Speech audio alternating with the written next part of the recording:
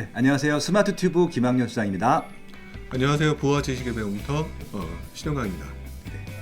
안녕하세요. 네, 안녕하세요. 대한민국 최고의 부동산 인사이트를 갖고 계시는 부룡 신영광 대표님 모시고 한번 이야기를 해보도록 하겠습니다.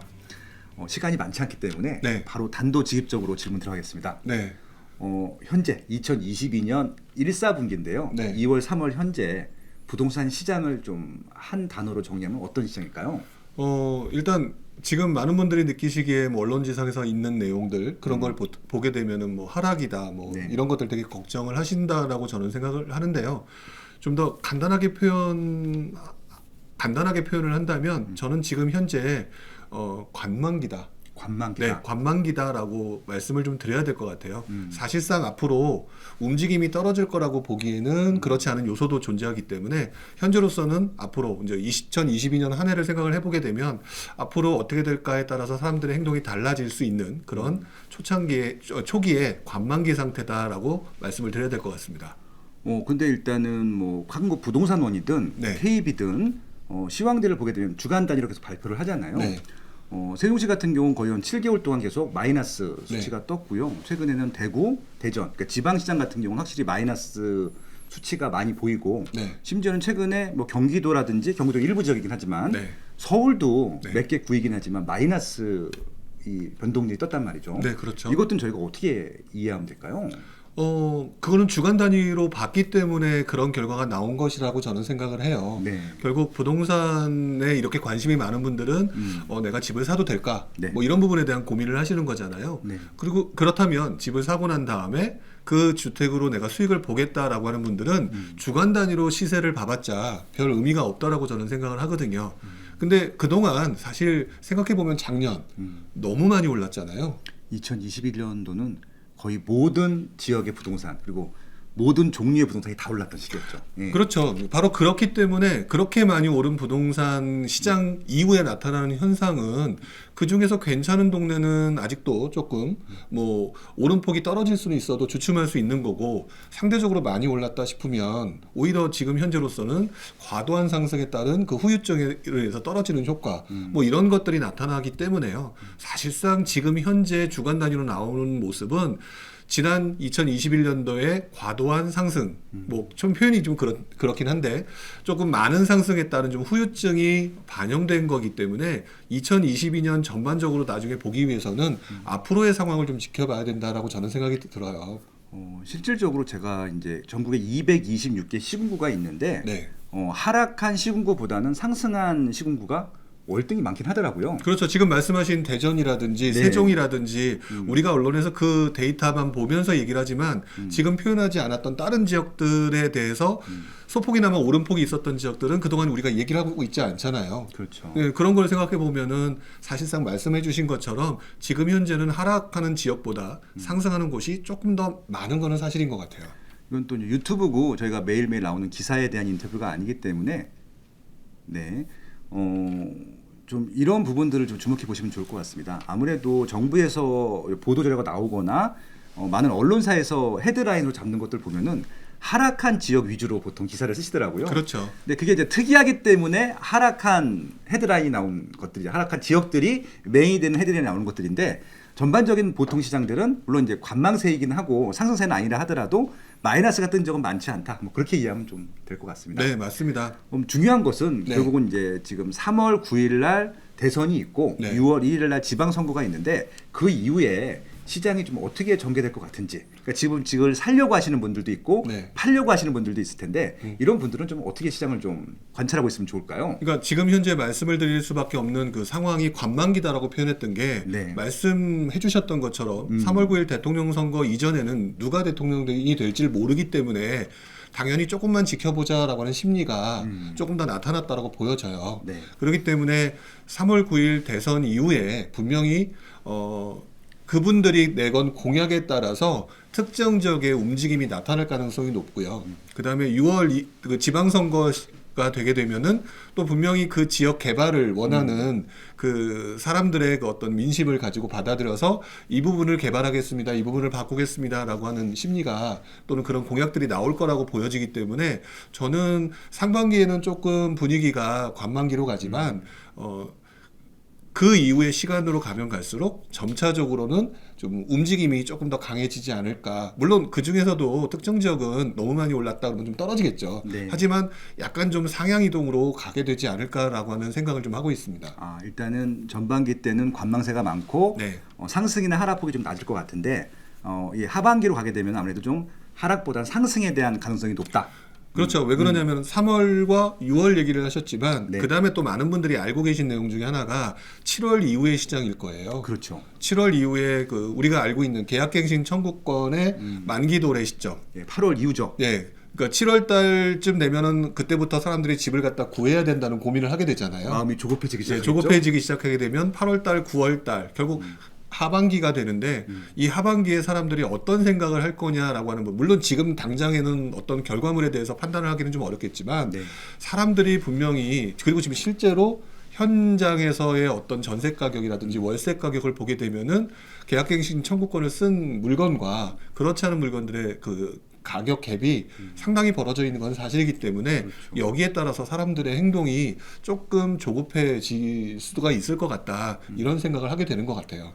그리고 지금 이제 계약갱신 청구권 이제 도래가 되게 되면은 신규 계약을 하게 될 텐데 지금 신규 계약을 나오는 건들 보면은 전세 금액을 뭐 상승해 주거나 인하해 주거나 그게 아니라 반전세가 좀 많아진 것 같아요. 월세화. 네, 그렇죠. 결국 아마 이제 이런 또 전세가 올라가지 않는다 하더라도 월세로 터닝되는 게 많기 때문에 솔직히 전세보다 월세가 또 부담되는 것도 사실이잖아요. 그러니까 그 이번 장에 좀 특이한 현상이라고 보여줄 수가 있는 게 이 반전세 하면은 사람들이 왠지 좀 부담스러워하거나 좀 싫어하시는 분들이 많잖아요. 그렇죠. 근데 이번 같은 경우는 좀 재밌는 게 뭐냐면 네. 전세 그 자금 대출의 어떤 대출 금리도 좀 올라가고 그렇죠, 금리 그렇죠. 인상 때문에 네네. 그러면 어떻게 보면 차라리 월세 그리고 그거를 부담하는 게 더 나을 수 있는 상황으로도 좀 가는 것 같아요. 왜 그러냐면 지금 원래 계약갱신 청구권 이전에 뭐 전세 금액이 얼마였는데 엄청나게 올려주면 그 한꺼번에 목돈이 들어가야 되잖아요. 그렇죠. 거기다가 금리까지 올라가요. 부담이 이중 거네요. 예. 그렇게 올라가는 상황인데 차라리 그걸 올려주지 않고 네. 그러면 반전세로 한 얼마 정도 내십시오라고 했을 때 오히려 세입자마저도 그것을 받아들이기 편한 이런 상황이 될 수 있는 어떤 그런 분위기도 지금 나타나고 있는 것 같거든요. 특히 그 이제 구체적인 지역까지 말씀을 드리면 네. 대치동이라는 지역이 있고 대치동 학원가를 이용하는 지역들이 있잖아요. 네. 잠실동이 대표적인 지역일 것 같고 네. 뭐 역삼동이라든지 도곡동이라든지 이 대치동을 에워싸고 있는 지역들 같은 경우는 월세 수요도 많잖아요. 네. 최근에 보니까 34평이 400, 500 이렇게 되더라고요. 그렇죠. 예, 그러니까 그만큼 지금 자발적으로 어차피 그분들은 한시적으로만 거기에 있으면 되는 것들이기 때문에 평생 400, 500을 내라면 못 내겠죠. 근데 그렇죠. 이제 학자녀 연령들이 학원을 다닐 뭐 최소한 1년, 한 3년 정도만 내는 그런 좀 기준으로 해서 그렇게 내시는 분들도 있더라고요. 그러니까 그런 것들이 이제 월세가 올라가게 되면 네. 그 대치동에 있는 월세 가격을 기준으로 바로 그 옆에 있는 삼성동이라든지 그렇죠. 청담동이라든지 또는 이제 그 건너편으로 넘어가게 되면 또 이제 강북 쪽에 있는 목수동이라든지 네. 이런 것들이 점차적으로 어떤 그 월세가 올라가는 곳을 출발점으로 해서 주변으로 번져나가는 확산 효과도 분명히 나타날 소지가 있는 거고 그렇게 되면 또 시장 환경이 어떻게 될지에 대한 궁금증이 생길 수밖에 없는 시기가 올 하반기일 것 같다라고 말씀을 드려야 될 것 같아요. 그리고 또 이제 또 하나 중요하게 또 고려해야 될 변수가 서울의 입주 물량이 굉장히 적잖아요. 네. 그러니까 2020년도에 5만 가구였었고 네. 2021년도는 3만 가구 그리고 2022년 올해 같은 경우는 2만 가구라 2년 전 대비 거의 절반도 안 되는 입주 물량밖에 안 되기 때문에 분명히 물량적인 부담이 좀 있거든요. 네. 이분들은 결국은 올려주든지 네. 다른 곳으로 이사를 가야 될 텐데 이것들에 대해서는 어떻게 전망하고 계세요? 뭐 지금 말씀하신 게 어떻게 보면 자연스러운 현상이라고 생각이 들어요. 네. 그래서 대부분의 사람들이 지금 서울에 살고 싶어 하는데 지금 말씀하신 것처럼 서울의 입주 물량이 당장 몇 년 전과 비교해서 보면 벌써 반 이상 떨어져 버린 상황. 그렇죠. 이러면은 결국 이분들이 할 수 있는 방법은 아주 간단한 것 같아요. 지금 말씀하신 내용이 그대로 전개를 될 거라고 보는데 첫 번째가 월세라든지 전세를 올려주는 쪽으로 하면서 그대로 있겠다. 네. 아니면 옆으로 이동을 하겠죠. 또는 외곽으로 이동을 하겠죠. 그렇죠. 그런 현상은 꼭 이번뿐만 아니라 예전 장에서도 흔히 말하는 질환장이라고 부르는 2007년, 2008년 금융위기 직전장. 네, 그때도 사실 전세 가격이 올라갔던 시기였기 때문에 네네. 그때와 비슷한 현상이 나타날 소지가 상당히 높다라고 하는 부분은 여러분들이 고려하실 필요는 있을 것 같아요. 근데 이제 말씀하신 대로 금융 위기 상황과 유사하다고 말씀하셨잖아요. 네. 우려가 되는 게 금융위기 때문에 바로 빠지진 않았지만 몇 년 있다가 바로 하락 시장으로 전환이 됐잖아요. 네네. 많은 분들이 우려하고 있는 게 그런 것들이거든요. 네. 지금 집을 잘못 샀다가 어설프게 샀다가 소위 말해서 대출을 받아서 샀다가 네. 집값이 빠지면 어떻게 되느냐 이런 걱정들이 있어요. 그러니까 지난 시장과 지금 시장이 어떻게 좀 다른가요? 같은가요? 이런 것들도 좀 말씀해 주시면 좋을 것 같아요. 지난 장하고 이번 장에 뭐 그 맞다 틀리다 또 다르다 같다 뭐 이렇게 말씀드리기보다는요. 가장 기본적으로 여러분들이 이제 금융위기를 조금 더 굉장히 크게 부담스러워하시는 그렇죠. 그런 성향이 좀 있는 것 같아요. 물론 사람들은 손실을 회피하고 싶어하는 심리가 있잖아요. 그때 역전세도 났고 네. 집주인세에서 보면은 그리고 또 이제 이 집을 샀던 분들 중에서는 소위 말해서 하우스 푸어 이렇게 나왔던 시기거든요. 그렇죠. 그런 좀 어떻게 걱정, 우려, 겁 이런 게 있는 것 같아요. 근데 그렇게 표현을 하는 거는 분명히 맞는데요. 네네. 결과론적으로 보게 되면 2008년 당시 대치동 뭐 삼성동 뭐 이런 강남 쪽의 집값이 뭐 12억, 15억까지 올라갔던 네. 그런 시절이잖아요. 그렇죠. 근데 지금은 얼마냐 생각을 해보게 되면 네. 뭐 사실 말을 그거보다는 2배 이상 올라간 거잖아요. 그러면 그렇죠. 장기적으로 보게 되면은 강남 집값을 강남을 가지고 있는 게 훨씬 더 낫다라고 결론을 내릴 수가 있겠죠. 네. 중간에 그 금융위기나 이런 것 때문에 집값이 좀 떨어지면서 많은 사람들이 힘들었는데 그 힘들었던 사람들을 자세히 보게 되면 말 그대로 내가 감당할 수 있는 수준보다 더 영끌했던 분들이 무너진 거지. 네네. 이걸 가지고 두려워하신다라고 하면 내가 영끌을 한 것 때문에 혹시 모를 하락 또는 금리 인상 이런 것들 때문에 내가 견뎌낼 수 있는가 여부를 따지는 게 좋다라고 저는 생각을 하고요. 단순히 금융위기가 또 올 것이냐 또는 금리 인상이 두렵다 이렇게 보시기에는 장기적으로는 결국 우리가 알고 있는 부동산 가격은 우상향에 가깝기 때문에 편안한 마음을 가지고 영끌이라고 하는 부분만 좀 조심하시는 게 더 맞지 않을까라는 생각을 해요. 저도 100% 공감하는데 영끌은 아무리 시장이 좋아도 저는 안 했으면 좋겠어요. 어떻게 될지 모르는 게 시장이기 때문에. 그렇죠.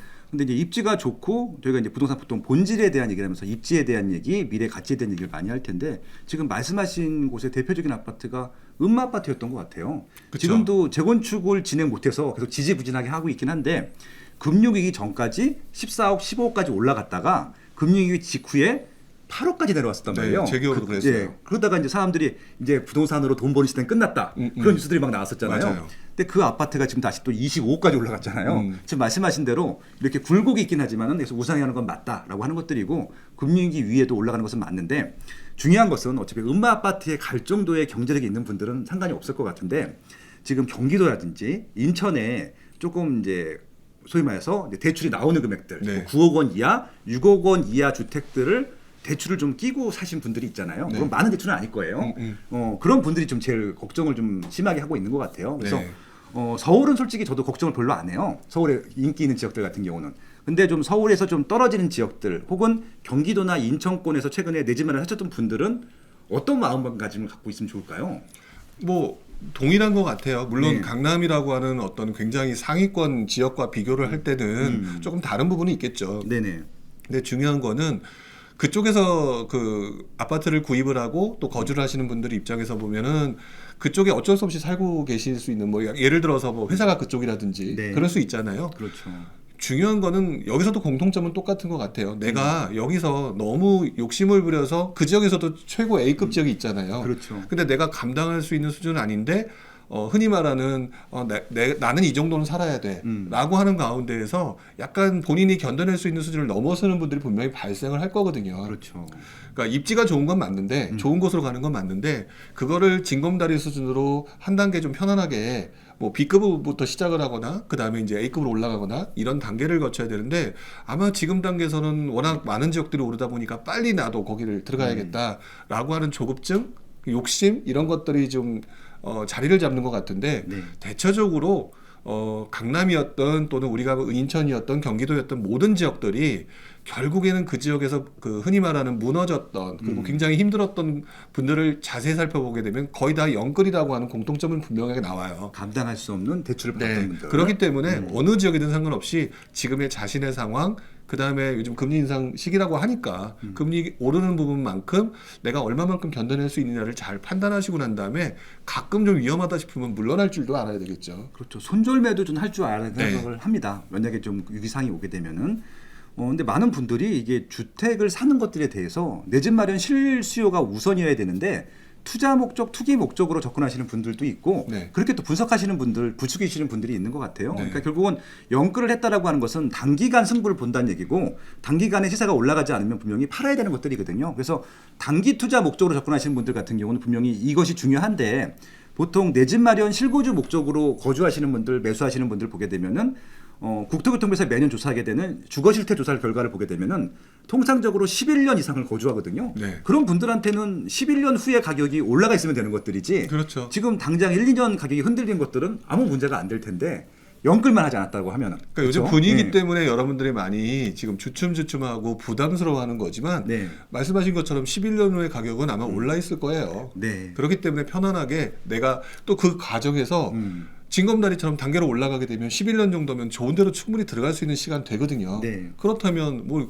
지금 현재 이렇게 걱정할 문제는 아니지 않을까라고 그럼 저는 생각합니다. 구체적인 입지에 갖고 한번 말씀을 드려볼게요. 네. 최근에 작년에 인천이 1등을 했어요. 압도적으로 네. 상승률 1등을 했고 인천에서 제일 크게 상승한 지역들, 가장 높게 상승한 지역이 네. 연수구였고 네. 연수구의 탑은 송도였어요. 네.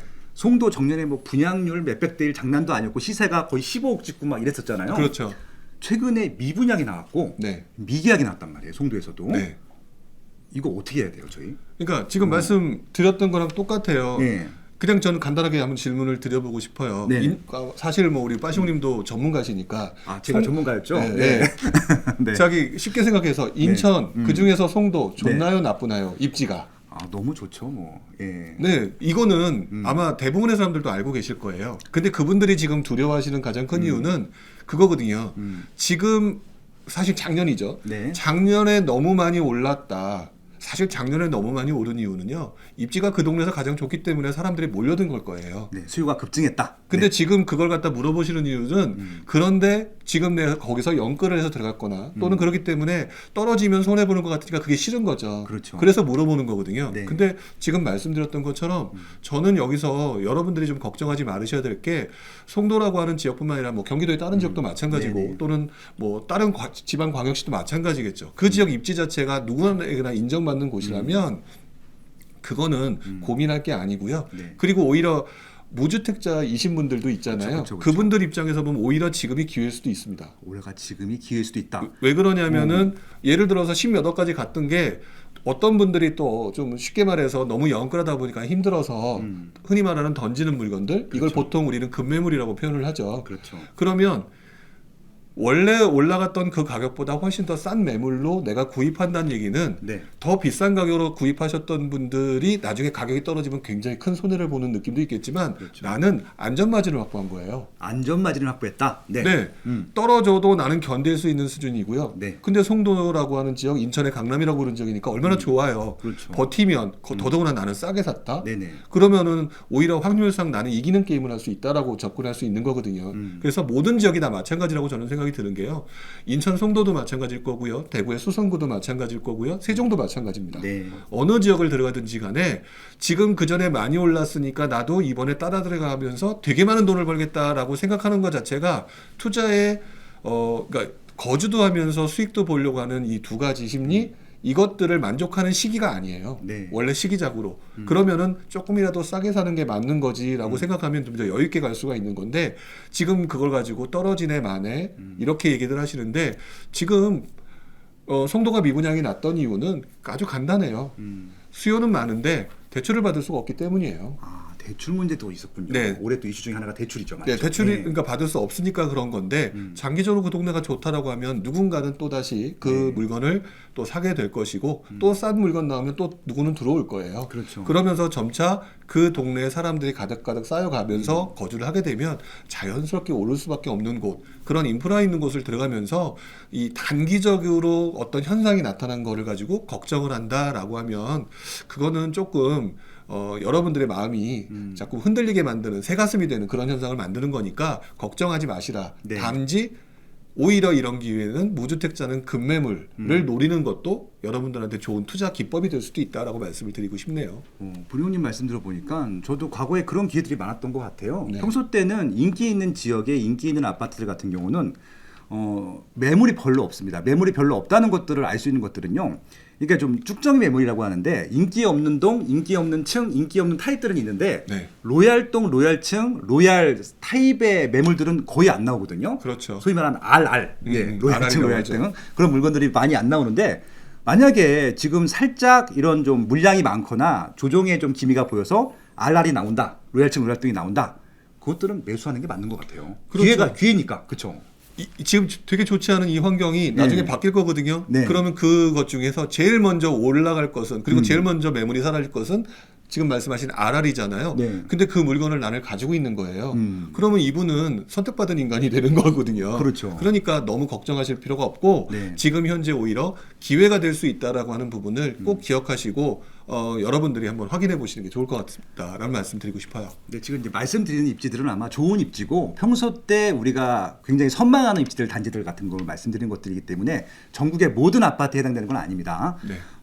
그리고 또 인천 같은 경우 올해 좀 또 주목해 볼 포인트 중에 하나가 네. 서울은 입주 물량이 급감을 하는데 네. 인천은 올해랑 내년에 입주 물량이 굉장히 많아요. 네. 심지어는 서울보다 더 많아요. 엄청나게 많죠. 예, 그러면 좀 많이 흔들릴 단지들이 분명히 나오긴 할 것 같거든요. 네, 저도 그렇게 생각을 합니다. 그러면은 아까 말씀하신 대로 이번 기회가 흔들리는 장내에서는 RR을 발견할 수 있는 좋은 기회로 봐도 될까요? 그럼요. 지금 많은 분들이 이렇게 생각하시는 것 같아요. 너무 부동산 시장을 단편적으로 보시는 것 같은데 네. 그러다 보니까 가장 기본은 공급이 늘어나면 네. 가격이 떨어진다. 자, 그래서 인천 같은 경우도 올해 내년 굉장히 공급이 늘어난다. 그러니 그렇죠. 가격이 떨어진다라고 생각을 한다는 거죠. 네. 그 논리가 틀리다라고 말씀드리지는 않습니다. 근데 중요한 거는요. 내가 집을 구하려는 사람 입장에서는요. 거기서 기회를 찾는 거거든요. 그렇죠. 그런 상황에서 기회를 찾는 건데 사실상 아까 말씀하신 것 중에 이런 내용이 있었어요. 서울의 아파트가 예전에는 5만 가구가 입주 물량이었는데 지금 2만 가구로 떨어졌다. 자, 그러면 원래 5만 명 정도 되는 사람이 살고 싶어 했던 동네가 서울이었는데 2만 명으로 줄어들면 나머지 3만 명은 어디로 이동을 해야 된다는 거죠. 그렇죠. 그럼 어디로 이동을 해야 된다라고 하는 흐름이 나타날 거고요.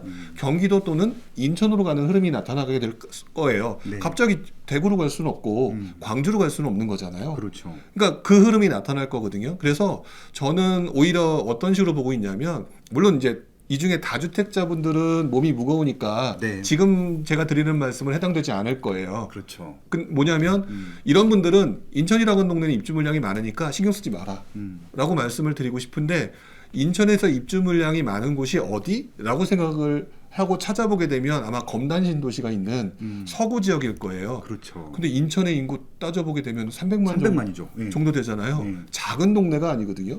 그러면 그 나머지 서구 말고 뭐 예를 들어서 아까 그 인천의 강남이라고 했던 연수구, 예. 남동구, 뭐 미추홀구 그런 동네 중에서도 충분히 기회를 따져볼 수가 있고 오히려 거기서 역발상으로 서울이 출퇴근해야 되는 사람들이 가깝게 갈 수 있을 만한 곳이 어딜까라고 하면 오히려 거기서 많은 사람들이 뭐 입주 물량 때문에 오지 못했다라고 하면은 가격이 그렇게 큰 움직임이 없을 때 네. 또는 거기서 또 급한 분들이 나오는 급매물이라든지 이런 것들을 구하게 되면 장기적으로 흔히 말하는 수도권이고 300만의 대도시 광역시 그리고 많은 분들이 선호하는 곳, 자 이런 곳들을 선점할 수 있는 좋은 기회가 된다라고 저는 생각이 해서요. 저는 일반적으로 많은 분들이 좀 유튜브나 다른 쪽에서 인천의 입주 물량 과다를 가지고 주로 강하게 얘기를 많이 하시는데 그 부분은 인정.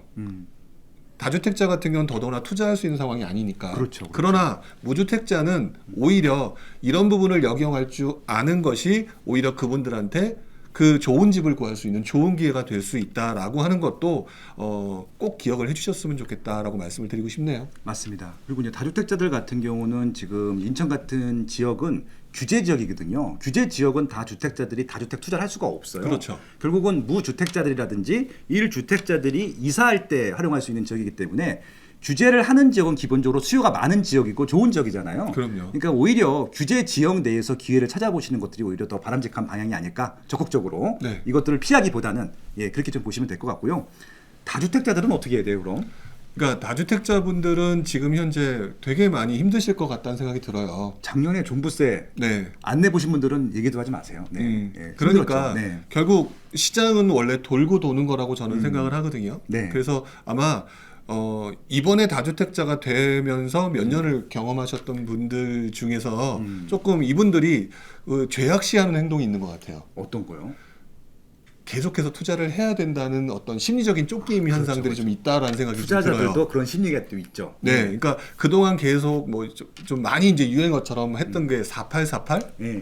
사고 팔고 사고 49, 팔고 이런 표현을 네. 많이 썼었는데 네. 이제 그렇게 해서 돈을 많이 버신 분들이 많죠. 근데 중요한 거는요, 평생 동안에 예를 들어서 한 4, 50년 투자를 하는 동안에 네. 3, 40년, 4, 50년 투자한 동안에 그 모든 해를 그렇게 한다라고 하는 것도 말이 안 되는 거라고 저는 생각이 들어요. 그렇죠. 그럴 때는 저는 쉬는 것도 투자일 수가 있고, 왜냐면 그때 공부할 수가 있거든요. 그렇죠. 환경이 바뀔 수가 있거든요. 네. 지금 여러분들이 알고 있는 투자 방법들이 있잖아요. 그게 2017년 이후부터 지금 한 4, 5년간 경험한 투자가 내 평생에 있어서 모든 투자 방법을 좌우하는 투자는 아닐 거라고 말씀을 드리고 싶고요. 그렇죠. 나중에 또 바뀔 거라고 생각하거든요. 그러면 잠시 쉬시고 공부를 하시면서 그 밖에 우리 선배들이 했던 투자 중에 무슨 투자가 있는지 조금 공부를 해보신다거나 조금 하면 되는데 네.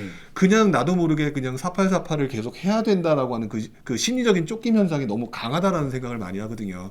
오히려 이런 시기는 쉬는 것도 투자일 수가 있고요. 그 다음에 다양한 분야에 대한 공부를 하실 수 있는 기회이니까 오히려 지금 무리한 욕심, 아까 우리가 초반에 말씀을 드렸지만 영끌이라고 하는 부분이 이분들한테도 영향을 미치거든요. 그렇겠죠. 실제로 2008년 금융위기가 터졌을 때 예상치 않았던 금융위기였잖아요. 네. 그 금융위기가 터졌을 때 무너지셨던 분들을 자세히 보게 되면은 영끌을 했던 1주택자 일반인도 있었지만 다주택자 중에서 굉장히 욕심을 부렸던 분들이 결국 흔히 말하는 현금 흐름이 막혀서 맞습니다. 무너지신 분이 맞다. 그렇다면 지금의 시기는 앞으로 계속 올라가는 장인지 또는 금리 인상으로 시장이 꺾이는지 어쨌든 변곡점에 들어와 있는 시기에 계속 4848 하려고 한다.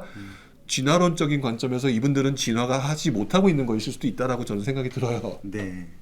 그러니까 이제 보면은 이제 최근에 여러 가지 투자 행태들이 많았잖아요. 이제 네. 부동산 투자를 억제하다 보니까 주식 투자도 많았었고 네. 코인 투자도 했고. 근데 그건 말 그대로 투자 상품인데 네. 이 부동산 쪽 특히 아파트 같은 경우는 실수요도 있고 투자 수요들도 있는데 기본적으로 실수요가 훨씬 많거든요. 근데 실수요가 많은 이 시장에서 마치 전체가 투자 상품인 것처럼 샀다 팔았다 하는 것들에 대해서는 분명히 좀 무리가 있을 거라고 보고요. 네네. 말씀하신 대로 영끌에서 하는 것들은 아니라는 생각이 들기도 해요. 네. 기본적으로 장기적으로 우상향할 수 있는 것들을 안정적으로 이제 사가는 것들, 파는 것들은 이제 유효할 텐데 이 부분에 있어서 대출과 세금은 반드시 고려해야 될 부분인 것 같고요. 네. 부동산 투자를 정말 오랫동안 꾸준히 하시고 싶으신 분들 같은 경우는 대출과 세금 그리고 여러 가지 여러분들 컨디션 유지하는 것들, 또 심리를 다스리는 것들 네. 이런 것들 좀 공부해 보시면 좋겠다라고 좀 말씀을 드리고 싶어요. 네, 맞습니다. 왜냐하면은 최근에 이제 2017년도부터 시장이 워낙 좋았잖아요. 네. 5년 내내 오다 보니까 2017년도 이후에 투자 시장으로 진입하셨던 분들 같은 경우는 실패를 안 해봐서 계속 말씀하신 대로 투자를 계속 해야 되는 줄 알고 있거든요. 네, 근데 좀 맞아요. 쉬어가는 것들도 방법이 될 것 같고 뭐 불용임이나 저나 뭐 IMF도 겪어봤고 금융위기도 겪어봤던 사람으로서 그런 시기가 있다는 것들을 알고 있거든요. 근데 그런 시기에 할 수 있는 투자들도 분명히 있지만 투자를 하기보다는 오히려 적극적으로 시행착오에 대한 공부를 하면서 반면교사 삼아서 다음 시장을 한번 노려보시는 것도 좋을 것 같다는 생각도 들기도 하네요. 네. 야, 이 다주택자들을 위해서 이렇게 좀 저희가 열과 성의를 또 드려서 말씀드리는 게 또 처음이네요. 네. 아무튼 저희 지금 드리는 말씀들은 조금 쉬어가거나 공부를 해야 될 분들은 투자자들 다주택자들이란 말씀을 드렸던 것들이고요. 이렇게 다주택자들이 손 놓고 쉬고 있을 때 무주택자들이나 1주택자 분들이 진짜 아무것도 안 하시는 분이 더 많아. 오히려 다주택자들은 어떻게든지 하려고 하는데 네. 무주택자들이나 1주택자들은 또 오히려 더 복지부동하시는 분들이 많은데 그러지 마시고 오히려 더 적극적으로 이 시장을 활용하셔라. 왜?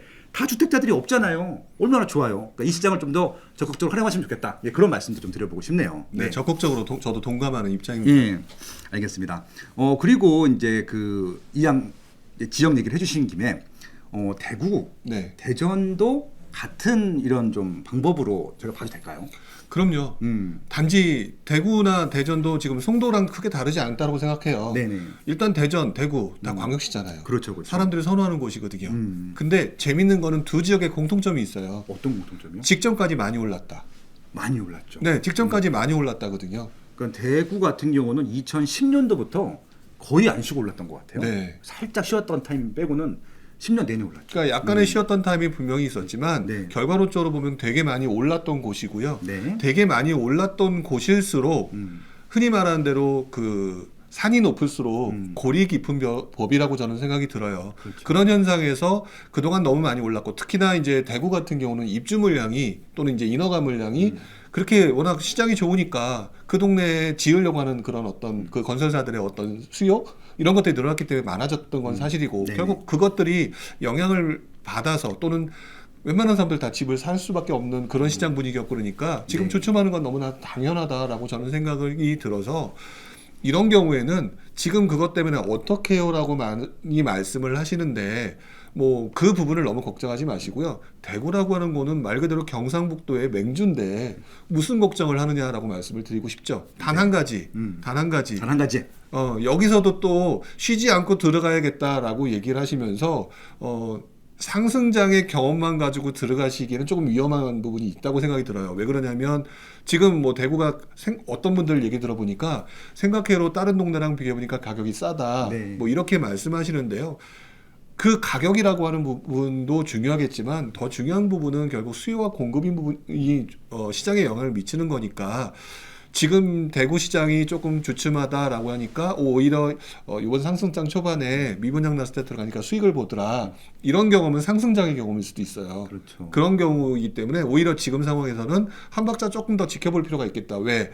대구 시장이 정말 이게 꺾이는 게 맞느냐라고 하는 어떤 그 부분을 좀 지켜봐야 될 것 같고요. 대전 같은 경우도 비슷하게 보는 게 맞지 않을까. 물론 대전 같은 경우는 대구보다 좀 덜한 모습이긴 한데 모든 장이 그러니까 다리 차면 기울고 네. 또 기울어지면 어느 순간 또 다리 차는 이런 그 상승과 하락의 사이클은 모든 지역에서 나타난 것 같아요. 그러니까 지금 대구가 어떨까요? 대전이 어떨까요? 라고 생각하기에는 정말 좋은 입지를 보면서 특히 지금 이 내용은 무주택자나 1주택자 분들한테 드리고 싶은 말씀인데 그런 곳이 오히려 더 싸게 살 수 있는 기회가 될 수 있다는 점도 기억해 주셨으면 좋겠다라는 말씀을 드리고 싶어요.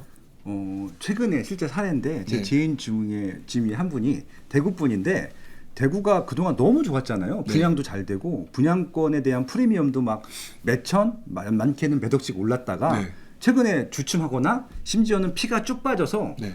분양가 그대로 분양권이 나온 경우도 있고 네. 마피도 있더라고요. 근데 생각해 보면은 이게 투자하시는 분들 같은 경우는 던질 수도 있어야 되는 것들이잖아요. 근데 그 전에 그것들을 당첨받지 못해서 획득하지 못하거나 피가 너무 비싸서 못 들어가셨던 분들이 있잖아요. 네. 근데 그분들 중에 그 지역에 진짜 살고 싶고 그 아파트 새 아파트에서 거주하고 싶으신 분들은 마이너스 피면 무조건 해야 되는 거 아니에요? 그럼요. 그러니까 네. 그래서 원래 네. 모든 그 현상들은 그 자기가 처해진 상황에 맞춰서 가장 효율적인 거를 선택하셔야 된다고 저는 생각이 들어요. 네. 그러니까 대구가 투자를 하지 말아야 될 곳이라거나 또는 투자를 해야 될 곳이라고 하는 부분을 그렇죠. 모든 사람한테 딱 일정하게 적용시키는 게 아니라요. 지금 말씀하신 분들 오히려 그동안 대구에 들어가고 싶었는데 너무 많이 올라서 못 들어갔다. 근데 이게 오히려 가격들이 떨어지면서 그러면 그분은 아까 오랫동안 살면서 보통 11년 정도 사신다고 하셨는데 그렇죠. 그러면 거기서 이 거주의 안정성과 그다음에 만족도를 신축해서 살면서 경험한다? 이분들은 사실 그러고 난 다음에 더 얻는 투자 수익은 덤이거든요.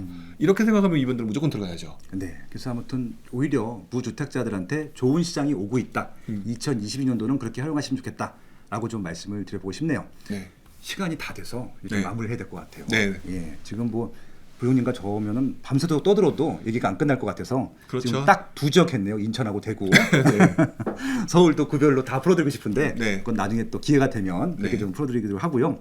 2022년 지금 이제 무주택자 분들도 이 방송을 보고 계실 것 같고요. 1주택자 분 중에서 이사를 고려하고 계신 분들도 있을 것 같고요. 네. 심지어는 지금 1주택자들인데 집값이 빠질 것 같으니까 지금 집을 팔고 빠지면 사야 되겠지 이러신 분들도 있을 것 같아요. 뭐 그렇죠. 예, 다주택자 분들은 알아서 하시고요. 아무튼 이렇게 좀 무주택자 분들이나 1주택자 분들한테 좀 올해 이런 시장을 이렇게 겪었으면 좋겠다. 이렇게 좀 견뎌냈으면 좋겠다. 좀 말씀해 주시면 좋을 것 같습니다. 아마 본인께서 경험을 하셨던 시장이 예전에는 부동산에 관심이 없으셨던 분들이 더 많으셨을 거고 그리고 지난 한 4, 5년간 또는 7, 8년간 부동산 시장이 이렇게 움직이기도 하는구나 라고 하면서 당황스럽고 낭패를 겪었던 분들이 있으실 거라고 저는 생각이 들어요. 네. 자 그러다 보니까 이 중에는 아 이제 부동산 시장은 나는 이제 나랑은 연관이 없나 보다라고 포기하시는 분 또는 반면에 조급해서 쫓아오시는 분 이런 부분이 있으실 거라고 저는 생각이 드는데요.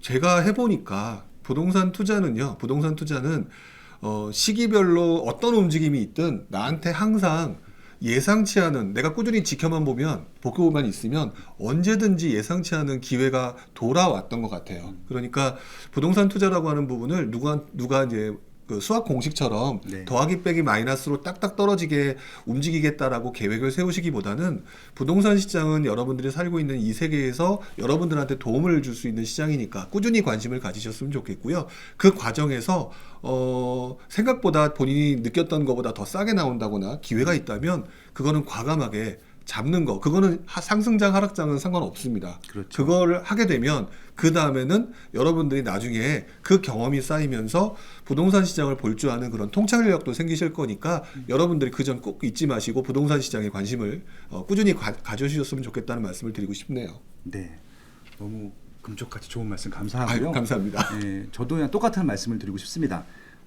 저한테도 가장 많이 질문하시는 게 그래서 지금 집을 사야 되나요, 말아야 되나요 이런 질문들이 많은데요. 저는 무주택자분들한테는 이렇게 이 질문이 들어올 때마다 한 번도 대답이 바뀐 적이 없던 것 같아요. 네. 이 방송 보시고 난 다음에요. 마음에 드시는 뭐 혹시 물건이 나오게 되면은 바로 가서 계약하시라고 말씀을 드리거든요. 다주택자분들은 별도 전략이 필요하겠지만 무주택자분들은 하루라도 빨리 집을 사시는 게 맞는 것 같아요. 예, 그런 좀 조언 드리면서 오늘 방송을 마무리해야 될 것 같습니다. 네. 2022년도 3월 9일 날 대선이 있고요. 6월 1일 날 지방선거 있습니다. 선거 꼭 하시고요. 여러분들한테 유리한 예, 후보들한테 투표를 해주시면 좋을 것 같습니다. 네, 거기까지 말씀드리고 더 말씀하실 거 있으세요? 네, 뭐 특별하게 제가 드린다는 말씀보다는 부동산 투자는 여러분들한테 도움이 될 수 있고 실패가 있을 수도 있다고 생각이 들어요. 네. 하지만 그 안에서 얻는 거는 경험과 그 다음에 여러분들의 통찰력 그리고 최종적으로 수익을 얻을 수 있는 부분이니까 꾸준히 관심을 갖는 것들이 필요하다. 너무 어떤 시기적인 상황에 따라서 일희일비하지 않았으면 좋겠다. 이런 말씀을 꼭 드리고 싶습니다. 네, 그럼 여기까지 할까요? 네. 고맙습니다.